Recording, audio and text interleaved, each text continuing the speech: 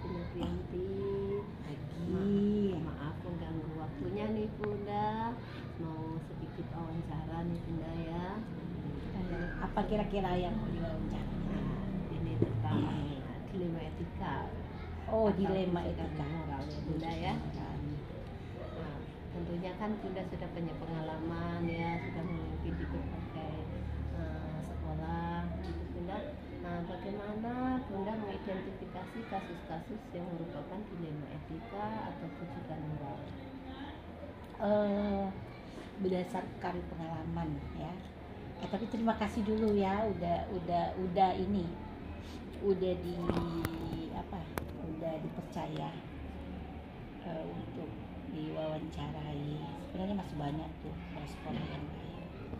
Biar wawasan Bu Puji kan bertambah. Kalau saya kan Bu Puji, saya sendiri kepala sekolahnya, mungkin udah paham sedikit banyak bagaimana cara kepemimpinan saya. Tapi karena Bu Puji ingin juga bertanya gitu, kita coba berbagi ya. Kalau saya mengidentifikasi kasus-kasus yang pernah terjadi sepanjang kepemimpinan, saya melihat dulu kasus itu kemana sih larinya, ranahnya, dampaknya itu kemana? Apakah ini termasuk dilema etika atau bujukan moral, ya kan? Kalau apakah ini benar lawan benar atau benar lawan salah? Ataukah itu hanya sekedar bujukan moral semata? Dari melihat situ, yang paling akhir itu yang lebih fokusnya, saya melihat kasus itu dampak ke muridnya bagaimana. Fokusnya kita ke murid, karena untuk kurikulum merdeka, untuk yang saat ini itu kan berdasarkan Ki Hajar Dewantara, kita itu muaranya itu ke siswa. Jadi melihat kasus itu, lihat dulu dampak hasil akhirnya itu kemana. Apakah ke siswa, apakah berdampak hasil jangka panjang, itu jangka sekarang, apa ke siswa. Tapi yang paling utama adalah fokus dulu ke siswa. Fokus ke siswa ya Bunda ya. Jadi bagaimana Bunda menjalankan pengambilan keputusan di sekolah ini Bunda, terutama untuk kasus-kasus di mana kepentingannya itu sama-sama benar gitu Bunda, benar gitu, yang mengandung nilai kebajikan gitu, sama-sama mengandung nilai kebajikan, bagaimana? Ya, Bu Puji tadi kan udah lihat sendiri, semuanya berasa benar. Ketika kita melihat suatu masalah, itu kita lihat muaranya itu, dampak akhirnya itu ke siswa apa tidak. Jadi cara saya mengidentifikasi suatu keputusan itu, saya melihat ini bakalan hasil akhirnya itu dampaknya ke siswa. Contoh kasus guru ataupun kasus siswa. Kalau kasus itu muara hasilnya itu untuk siswa akan menjadi budaya, pertama kebiasaan. Dari kebiasaan itu pertama mungkin coba-coba, udah itu jadi kebiasaan jadi budaya. Budaya itulah yang dampak akhirnya itu ke siapa? Pastinya ke siswa. Guru itu kalau dia bobrok moralnya, kebiasaan attitude-nya nggak bagus, dampak yang mengkonsumsi yang terus akan bersama si murid itu guru kan. Jadi ya itu dulu kita lihat dampak hasilnya itu dulu, walaupun itu benar sama benar, kita lihat juga, kita lihat buntutnya itu kemana, hasil akhirnya kemana, apa menjadi nilai budaya apa tidak, apa cukup dia konsumsi sendiri. Kalau dia konsumsi, dampaknya ke siswa juga kan. Nah kita lihat seperti itu. Kemudian kita lihat itu diambil, dia misalnya benar lawan benar, ketika membuat suatu keputusan atau peraturan di sekolah itu kan kita buat bersama, kita kembali lagi kesepakatan bersama, kembali kesepakatan kelas. Nah jadi kita lihat, ibu ini memang benar lawan benar, tapi ketika itu ibu merasa tidak akan mengganggu siswa, tapi dampaknya tetap ke siswa. Kenapa? Jika attitude seorang guru itu tidak benar, dibiarkan akan menjadi kebiasaan. Kebiasaan dibiarkan akan menjadi suatu budaya. Guru itu ditiru, digugu dan ditiru. Itu benar lawan benar, dia merasa benar semuanya tuh. Di mananya saya tidak suka misalnya. Padahal dia benar lawan benar, dia merasa dia udah menyampaikan, udah begini. Cara penyampaian pada tempat dan kesempatan yang salah. Cara perlakuan, attitude-nya. Kalau gurunya aja udah ngelonjak-lonjak kayak gini, gimana siswanya? Itu pertama kali saya biarkan kan. Kedua, kebiasaan. Ketiga, budaya. Dampak akhir siapa? Si pengguna. Siapa pengguna? Siswa. Itu. Jadi lihat dampak akhir. Dan kita juga berbacu pada peraturan atau kesepakatan bersama yang kita buat bersama menjadi suatu peraturan. Kesepakatan itu kita buat bersama. Kesepakatan itulah kita jadikan suatu aturan. Aturan itu jika ditegakkan, dia menghasilkan menjadi disiplin. Tatanan kelas akan rapi. Kehidupan akan berjalan normal. Akan timbul keharmonisan. Benar apa tidak? Ya, yang ketiganya, ya saya juga melihat peduli saya. Kepedulian, peduli itu penting loh, kepedulian itu cara saya. Dia benar lawan benar. Kalau saya tidak peduli, udahlah nggak bisa dididik, nggak bisa dibina guru ini. Coba kita peduli.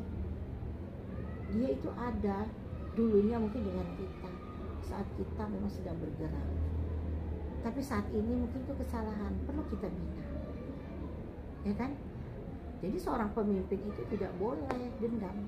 Seorang pemimpin itu harus bijak. Panggilan moral, itu dia, benar lawan benar. Etika tadi ya, apa namanya? Dilema etika. Nah, itu karena ada rasa peduli. Seperti itu. Langkah-langkah yang biasa Bunda lakukan selama ini ya pendampingan gitu, selain itu apa? Langkah-langkah yang saya analisis dulu keadaan ini. Saya pertama kali saya baca dulu persoalannya itu di mana sih. Itu langkah-langkah penting. Analisis dulu. Ya, analisis dulu situasi, kondisi dan keadaan dari masalah tadi, analisis masalah terhadap masalah itu berat apa ringan. Kalau dia berat, segera lakukan tindakan, lakukan cepat, cepat tuntaskan masalah itu, ya kan?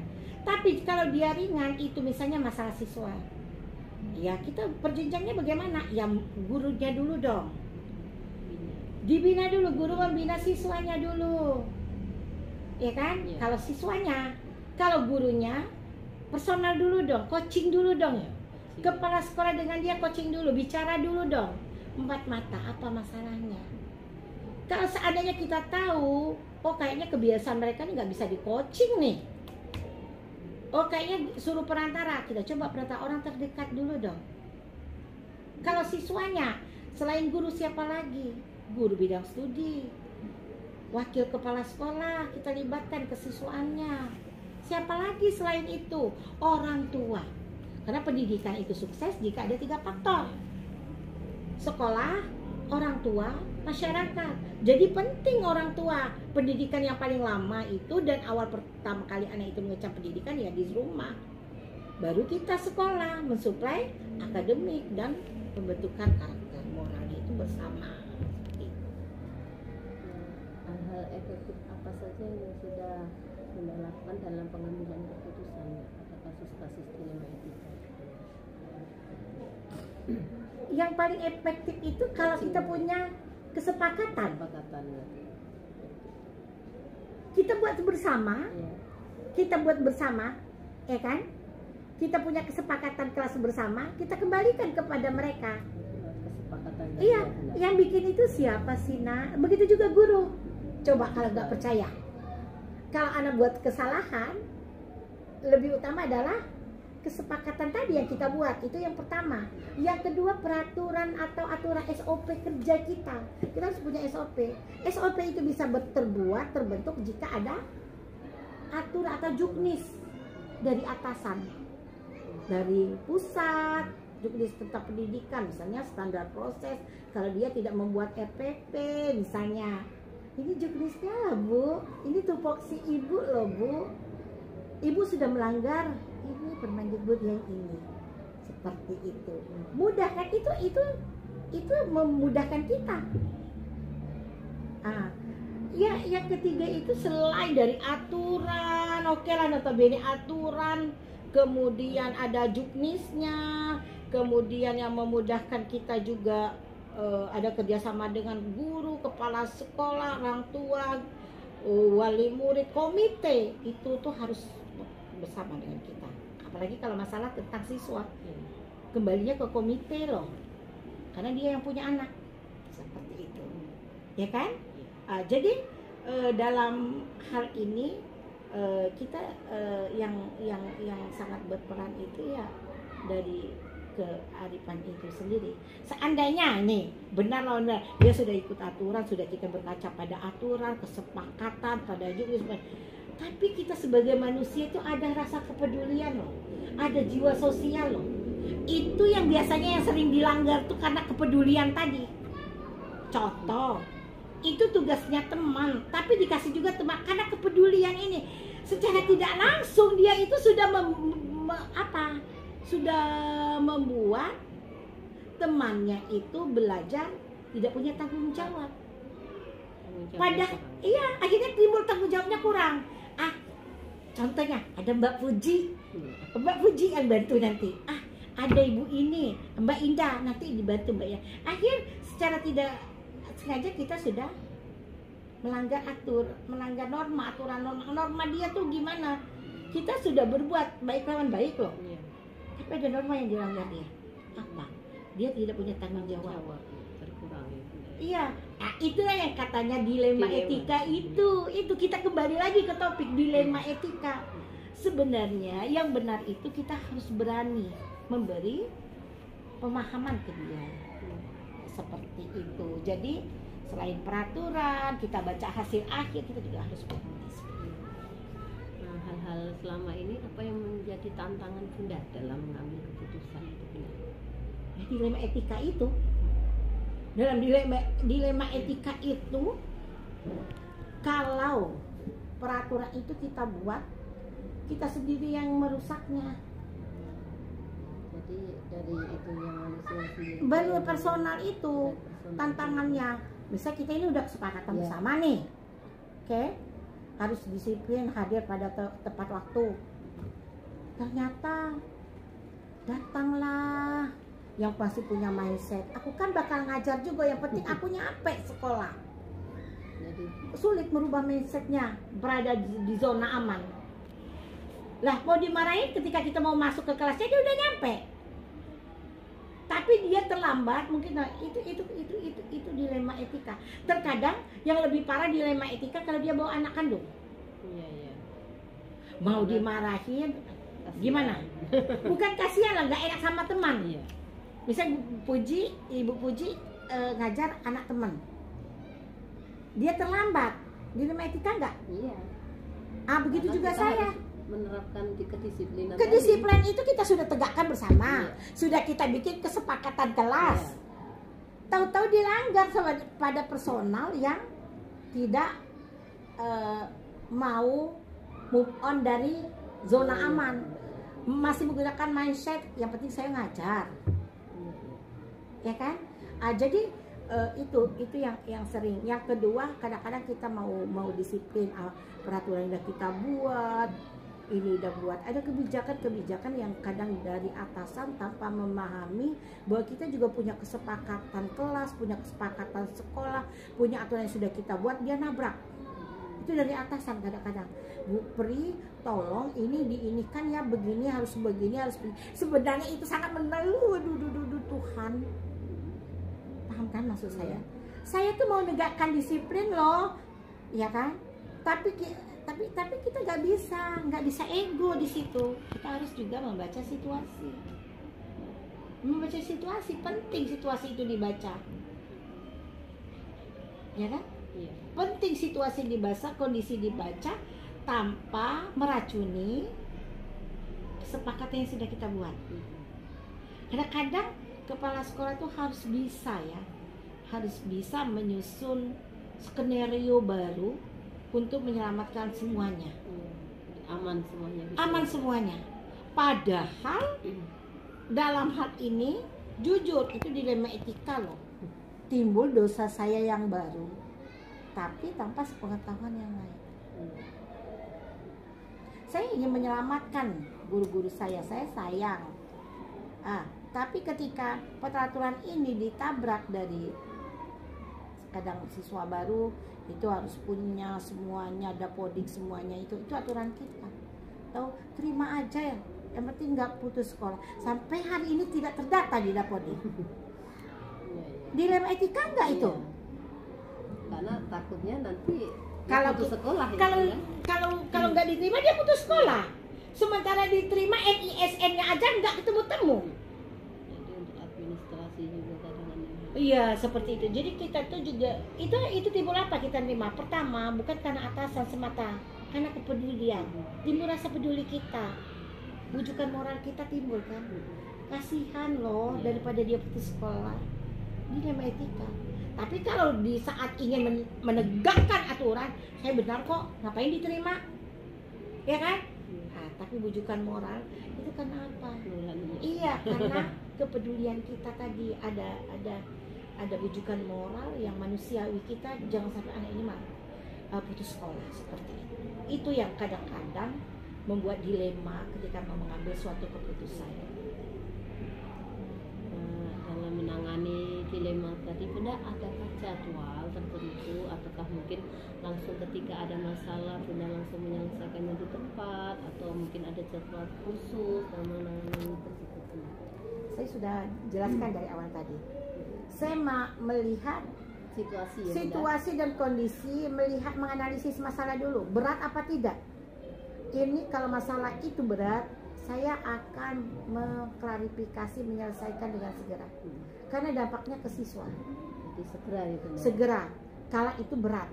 Kalau itu kalau dampaknya pada siswa akan segera mungkin. Tapi kalau misalnya dampaknya ya untuk kinerja guru saya, untuk kenyamanan sekolah, kalau saya ulur-ulur itu bakalan bisa meledak. Itu juga segera. Jadi tergantung ya, kondisi. Kalau misalnya suatu masalah itu berkaitan dengan orang tua, berkaitan dengan komite, kan nggak bisa segera. Iya. Kita harus mengatur Jadwal, waktu, mengatur jadwal. Kesepakatan yang sama. Iya, harus menentukan kesepakatan yang sama. Bapak bisa jam berapa, Bapak? Komite gitu juga jam berapa? Maka kita perlu menjadwalkan hal-hal yang sifatnya yang mungkin tidak sensitif, yang kira-kira masih bisa dibutuhkan pengaturan jadwal ulang gitu kan. Nggak bisa hari ini ya besok seperti itu. Kalau saya seperti itu biasanya dalam mengambil keputusan saya melihat dulu masalah itu berat apa enggak gitu. Jadi tergantung kasusnya atau situasinya. Iya, situasi juga. Lihat kita nggak bisa memaksa orang tua tuh kan juga punya latar belakang yang berbeda pekerjaannya. Oke. Cut dulu lah. Selanjutnya Bunda, adakah seseorang atau faktor-faktor yang selama ini mempermudah atau membantu Bunda dalam mengambil keputusan dalam kasus-kasus dilema itu? Kalau sejauh ini saya melangkah, orang-orang yang membantu saya ya orang-orang di lingkungan saya. Siapa? Ya guru-guru saya lah. Saya ini nggak ada apa-apanya tanpa mereka. Ada apapun masalah pasti Ibu Puji merasakan kan? Saya selalu berembuk. Musyawarah itulah, karena yang tahu tentang, apalagi kalau masalah itu berasal dari murid atau siswa, itu yang tahu itu pasti gurunya dulu. Jadi saya itu orang-orang yang sangat berkaitan dengan yang membantu Itu ya pertama adalah guru saya, wakil kepala sekolah, komite. Komite itu jangan sampai kita tuh berjauhan. Banyak sekolah tuh berjauhan dengan komite. Kalau kita tidak, Ibu Puji merasakan kan, ketika kita ada masalah, siapa yang ngasih tameng, yang melindungi kita dari masalah itu? Itu komite. Makanya komunikasi yang baik itu yang akan mempermudah kita dalam menyelesaikan masalah. Lakukan komunikasi yang baik. Selain komite, siapa lagi? Ya pengawas kita tempo hari. Pengawas. Kita juga sampaikan sama pengawas jika ada masalah. Kalau dia bertanya, kita sampaikan. Kemudian siapa lagi? Kalau kita di bawah naungan kita langsung, itu GTK, guru dan tenaga pendidikan. Kita ngomong dengan Kabid GTK. Makanya ketika ada masalah musyawarah, kita jangan sampai melewatkan mereka. Kabid GTK, pengawas, dan Kabid Dikdas dan kepala dinas itu jika kita misalnya mau rapat nih, kita harus hubungi mereka. Mereka kita ajak mereka. Pak, kami mau rapat dengan komite loh Pak, bisa nggak Bapak hadir? Memberi pencerahan, temanya apa seperti ini. Itu karena kita punya masalah nih. Nanti mereka yang akan menggambarkan masalah ini tentang keterkaitan mereka seperti itu. Jadi semua elemen itu yang membantu kita semuanya. Kita tidak bisa berdiri sendiri dalam memimpin. Jadi seperti itu.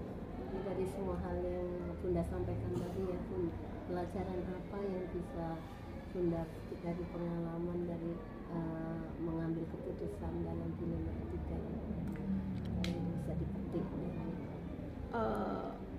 kalau saya tuh membaca masalah, membaca ini, kalau saya melihat pengalaman itu melatih kita untuk sabar, ya, untuk lebih dewasa, untuk lebih cerdas membaca situasi,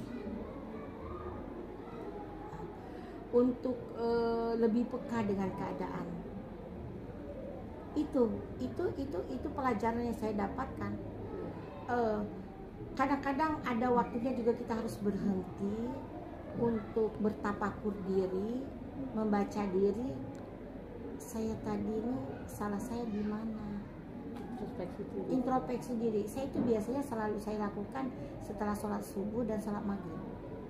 Saya membaca diri saya semua. Apa yang saya kerjakan tadi, apa yang saya katakan sama orang itu biasanya ngalir semua. Ketika saya merasakan saya salah, saya insya Allah saya bertekad di hati, saya akan belajar dari ini, saya nggak boleh lagi seperti ini. Jadi menjadikan kita dewasa, lebih introspeksi diri, lebih peka dengan keadaan, selalu membaca situasi, menganalisis situasi. Dan yang lebih dampaknya yang lebih besar bagi saya itu menjadikan saya kuat. Menjadikan saya kuat dengan berbagai masalah, itu saya kuat. Saya itu tipe manusia, kalau orang punya masalah, jatuh orang itu, dia menung, nangis. Kalau saya enggak, saya punya masalah, saya merenung. Saya jadikan itu cambuk untuk saya, untuk memperbaiki diri saya. Saya tipe manusia, kalau saya salah, saya akan minta maaf. Ibu Puji kan pernah lihat saya, iyalah Bunda minta maaf kalau kayak gitu, Bunda salah yo. Dan saya pun juga tipe manusia, mungkin ketika saya marah, saya jangan dijawab. Ketika saya marah, didengar, nanti ketika saya tenang, sampaikan. Di mana sih salah saya? Itu akan lebih mudah menyampaikan dibandingkan dalam keadaan panas. Makanya ketika ada apa-apa, kalian kan udah paham, ada masalah dengan saya, lebih baik menyampaikan di saat saya sudah tenang. Daripada ketika saya panas, saya ini ibaratnya saya lagi peka, lagi bingung, lagi goyah, jangan. Apalagi saya satu kelemahan saya mudah panik ketika kehilangan sesuatu. Saya sangat panik ketika kehilangan sesuatu. Mungkin itu boleh dikatakan penyakit ya. Saya sangat panik ketika saya kehilangan sesuatu, sampai energi saya itu terkuras semua. Itu makanya saya kalau ketika ada barang saya dipinjam atau ditaruh di mana saya tidak tahu, saya marah bisa. Karena apa? Saya akan yang tidak harusnya dikeluarkan itu keluarkan. Terima kasih banyak Bunda atas kesempatannya sudah mau berbagi dengan saya. Mudah-mudahan nanti saya bisa menerapkannya dalam mengambil suatu keputusan ya Bunda ya. Terima kasih banyak untuk waktunya ya Bunda. Ya, semoga sukses ya. Ya. Terima kasih.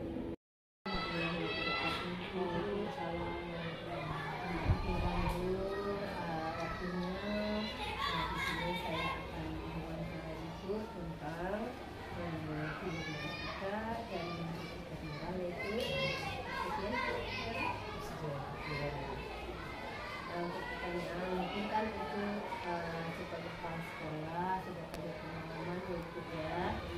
Jadi bagaimana cara itu mengidentifikasi kasus-kasus yang merupakan dilema etika atau kritikan moral itu? Jadi dalam mengidentifikasi dilema etika itu biasanya ada permasalahan ya, ada permasalahan yang kalau kita lihat sama-sama memiliki nilai yang kebajikannya sama. Nah itu agak sulit misalnya kita tentukan. Tapi dari kedua kasus biasanya kalau di etika itu kita harus memperhatikan mana yang lebih berpihak kepada murid. Nah itu yang kita ambil keputusan yang berpihak pada murid. Kalau yang rujukan moral itu kalau saya langsung saja melihat apakah ada pelanggaran aturan di situ. Nah, kalau seandainya ada yang memang benar pelanggaran aturan di situ, berarti saya langsung mengambil tindakan tegas. Saya harus memilih yang aman dari aturan. Bagaimana itu bisa menjalankan pengambilan keputusan di sekolah, terutama untuk kasus-kasus yang dimana ada dua kepentingan yang sama-sama benar gitu, dan sama-sama mengandung nilai kebajikan dan sama-sama benar dari kasus tersebut. Biasanya dari kasus tersebut saya akan berkolaborasi ya. Saya bisa bertanya dengan pihak-pihak yang terkait dalam kasus tersebut. Nanti saya akan observasi dulu, saya akan panggil, ibaratnya kan, terus saya akan melakukan coaching gitu kan. Saya bisa menilai dari permasalahan itu nanti kira-kira dari permasalahan itu mana yang ibaratnya benar-benar akan kita pihak kemana ibaratnya dari kebajikan yang dua yang permasalahan kasus tersebut. Jadi langkah-langkah atau prosedur seperti apa yang biasa Ibu lakukan selain tadi coaching gitu, selain di langkah-langkahnya ya saya menceritakan, terus saya juga minta pendapat misalnya dari wakil kepala sekolah atau pada guru-guru yang ibaratnya memang ada kompeten di bidang itu. Saya melibatkan juga dari yang memiliki kasus. Nah itu saya bisa juga mengadakan pendekatan, mungkin saya juga bertanya dengan pihak-pihak yang dekat dengan yang memiliki kasus atau juga dengan peserta didik kalau ada yang bermasalah dengan peserta didik. Jadi biasanya saya akan memanggil dulu, saya akan bertanya dan saya juga akan observasi dengan pihak-pihak yang lain. Untuk ini hal-hal apa saja yang selama ini Ibu anggap efektif dalam pengambilan keputusan pada kasus-kasus di luar etika? Kalau saya melihat efektif itu setelah kita melakukan coaching yang memiliki permasalahan.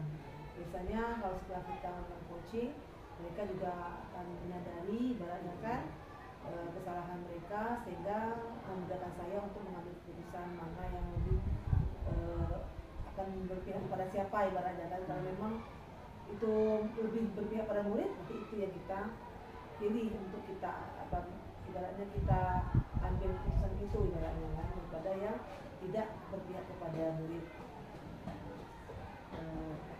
Selama coaching tadi mungkin untuk mengalami tantangan dalam pengambilan keputusan pada kasus-kasus itu, adakah hambatannya gitu?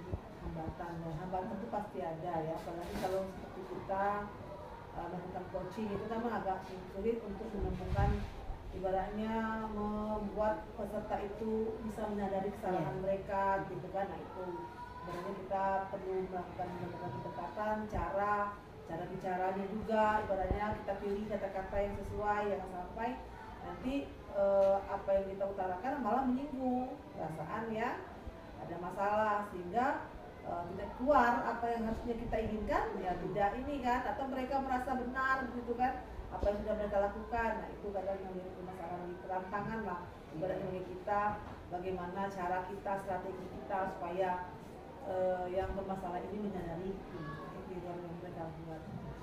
Jadi dari sini tuh adakah jadwal tertentu dalam itu menyelesaikan masalah tersebut atau menyelesaikan langsung ketika itu?